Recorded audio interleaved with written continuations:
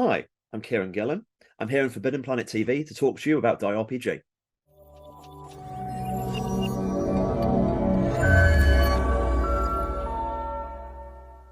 Welcome to Forbidden Planet TV. I'm Andrew Sumner and I'm here with the one and only Kieron Gillen. How are you, mate? Hello, lovely to be here. Thanks for having me. Always lovely to have you here, mate. And what we're here to talk about in this episode is your upcoming core rulebook for the DIE RPG. Now, this seems to me to be the quintessential Kieron Gillen project looking at it from the outside. Thank you. Honestly, it's a good example of the complete level of overkill I bring to my create your own books. It's that kind of like after Wick did was expressed to me, oh no, I want to do stuff which only I would probably do. And I don't mean that in a necessarily egotistical way. What I mean is just the kind of whatever you are, lean into it.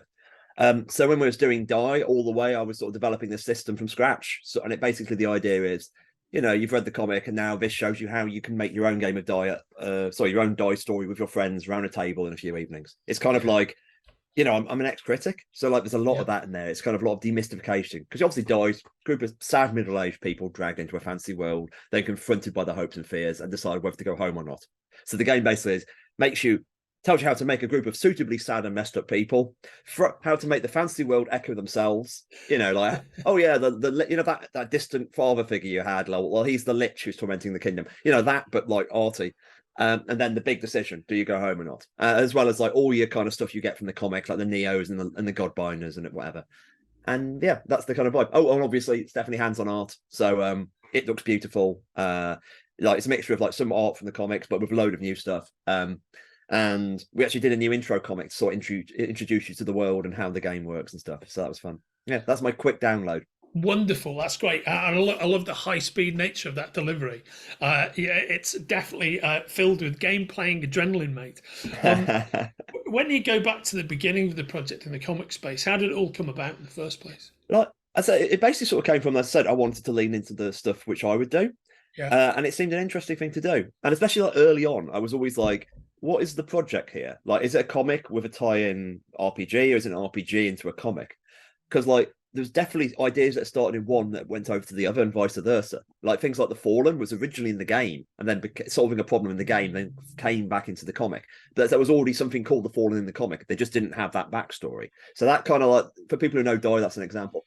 And eventually I realized, the question was, which is the tail, which is the dog? It's the classic. And eventually I realized, oh no, it really doesn't matter. The dog has eaten the tail, and now it's Ouroboros of dog. So we've I just now view they're just different ways of experiencing the thing that is DIE. You know what I mean? They're both kind of how holograms work. You've got two perspectives and they merge. Kind of if you read DIE the comic and you play DIE the game, you'll get a perspective on this idea of DIE, and that's the vibe anyway. Do you feel that in coming up with this evolution of the DIE concept that you've kind of squared the circle of your career in some way, and you've kind of gloriously threaded it all together? The past is prologue and all that, you know what I mean? It's definitely that's part of me, stuff only I would do in terms of, oh no, I used to be a games critic. I know this, I know forms back and forth. I have very strong opinions about the form. And bringing it all in, yeah, it's interesting. I mean, of course, it's also I've always done bits of game design. I describe myself as a Sunday painter. I've got these little half painted, half done game designs lying around. And that's fine, you know what I mean? Because that's the weird secret about RPGs, in that to play the majority of RPGs, you become a code designer, is the argument. So no one plays D&D straight. I don't play D&D, but D&D is, I forgot the research, but something if once you get over 45 rules, no one will ever get them all right. So in other words, every single game of D&D containing thousands of rules is being played slightly wrong, by which means slightly yours. Yeah. So kind of what I mean? Yeah, it's a lot, but it's also DIE is as not just an evolution, but it's also kind of this love song. DIE is a pretty bleak love song as far as they go. It's a Nick Cave love song, but it's expressed through DIE RPG pretty much includes so much I love about games. What they can do. They've got the side where you've got the social side, the really human, the soft side where you're asking questions, you're discovering people. And then you've got the slightly crunchier side. The core of DIE is this classical Gygax Arneson model RPG, which basically means semi-objective world. And then you've got this whole middle bit where you do something called a Nordic LARP. Nordic LARP is basically you embody the characters and there's not really any rules and you just kind of, okay, every single Nordic LARP player is going here and that's not right. But in the one sentence version, the idea like you would play a game, you would just never break frame. You would never admit it's a game. You just talk as your character all the time. So like it's like it is me going, oh my god, look at this stuff. And especially because I'm somebody who's been in RPG culture as deeply as I was into, say, music culture at different times. So like, and so the stuff I'm into isn't necessarily the stuff which is, or like the stuff I'm into, it doesn't always is limited to the stuff that's on the mainstream. Like it's the whole picture. So like I'm aware that there's definitely some people who've read the comic and, oh, I'm gonna try this game. This might be the first time, they're exposed to some of the ideas in this. But like that's why I'm very careful to like, oh yeah, if you like this, you'll love that. You know what I mean? It's that kind of like, oh yeah, if you really, if you like the Jesus and Mary chain, you'll flip for the Velvet Underground. Yes. That's the kind. Yeah. Always a music metaphor, Andrew. Oh, well, and that's what I love and respect about you, brother. One thing we have in common, of course, is that both former music journalists. I was a music and movie journalist. I never wrote about games. Although my good friend and colleague, who you may have known thinking about it, is a guy who, when I was on Loaded, he was the managing editor. But I suspect your careers were on a similar track earlier on. It's called Duncan Baisley. He is now, in fact, Duncan is now one of the editorial directors at Titan. So it's a small world after all, but he was a gaming journalist, But I because I know music journalism inside out, it often fascinates me what the mechanism is for talking critically about games and about games playing. Can you talk a bit about your perspective on that? Like, so I suppose 50. I know it's a huge question. Yeah. I was about to say, we're going to keep this short. Yeah. No. It is. At least part of the thing is I came into writing full time about games in '98. I got my first freelance in '95, when I was still going through university.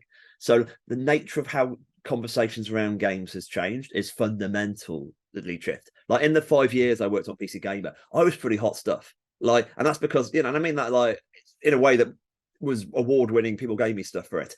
But all I was really doing was like I knew that I had studied games press, so I knew what everyone else had thought. And also I'd read the music press. So I just lifted techniques from your Lester Bangs and whoever and applied them to games. So it was like lift from the best, right? Yeah, exactly. I mean, but then it's always like I coined something called new games journalism in 2003, 2004, which was basically the idea of travel journalism to imaginary places. But of course, I'm really just talking about the subjective school of 1970s Tom Wolfe journalism, but applying that to games, So how to talk, what I'm sort of doing there is there's some tactics I chose, and they were never the only tactic.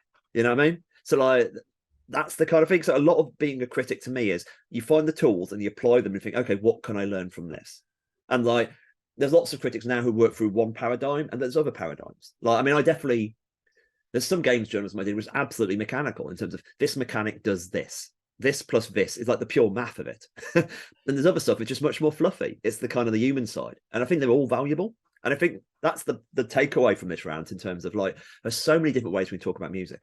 Like, then there's so many different ways we can talk about games, and they're all valid. That's so very well said. And I think the ultimate point to exit out on, the core rulebook that we have been discussing is on sale in September, but available for pre-order now from forbiddenplanet.com from the links attached to our conversation. Yeah. And Kieron, I'm so pleased that you've had the chance to do this, because it just seems such the perfect marriage of your experience and enthusiasm and passions. Yeah. It was great. Honestly, like working with Rowan, Rook and Deckard, who are the publisher, like they're a small British indie company whose games I love. It's, like kind of, so this is a chance to basically, hey, I can work with like Grant and the crew. And they did an amazing production job on it. It's the way, like I wrote, I basically wrote the whole thing. But we've got some guest writers, and then we edited it. You know what I mean? And the editing was significant. And there's so much play testing and process. And I think what we've ended up is something that's quite accessible. Like, it's a really readable manual. It's kind of like, there's a whole chapter called the bestiary, which of course, monsters, that's what you expect. But the way we've done monsters is we basically have a series like short potted like paragraphs. This is true about orcs. And it's kind of like, what is an orc? You know what I mean? Like, an orc is whoever you can kill without worrying about it. That's what it functionally speaking. So we've got all these paragraphs which are true statements, and the game encourages you to play with them. So I think there's like if you're interested in how we put together stories, I think there's stuff to appeal to you about DIE RPG full stop. And if you get together with your friends, it works well too. And it's a lovely volume. I'm definitely trying to sell it. Very well said, mate. And again, you can order it from the links attached to our conversation.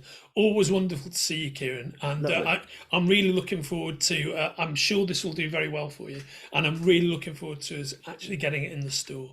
Excellent. Thank you. And you take care of yourself, and I'll see you very soon. See you Cheers, soon. brother. If you're enjoying watching Forbidden Planet TV and you're enjoying watching us talk to the world's most interesting and accomplished filmmakers, authors, artists, musicians, creators, subscribe right here. See you soon.